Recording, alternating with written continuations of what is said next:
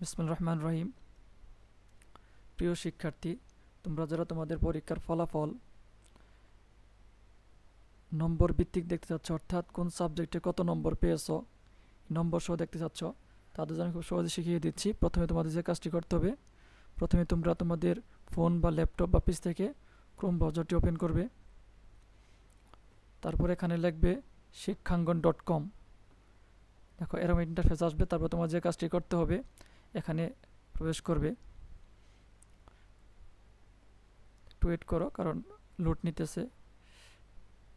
আজকে অনেক ফলাফল দিতেছে, জন্য অনেক লোড নিতেছে। তারপরে তোমাদের যে কাজটি করতে হবে, একটু নিচের দিকে স্ক্রল করে যেতে হবে।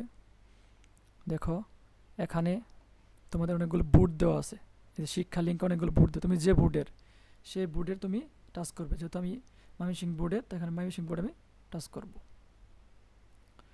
তারপর দেখো এখানে তোমাদের যে লেখা আছে এসএসসি রেজাল্ট 2025, এখানে ক্লিক করবে। দেখো এখানে এই যে এসএসসি রেজি নাম্বার দিতে বলছে, তাহলে আমি আমার রেজি নাম্বার দিয়ে দিই।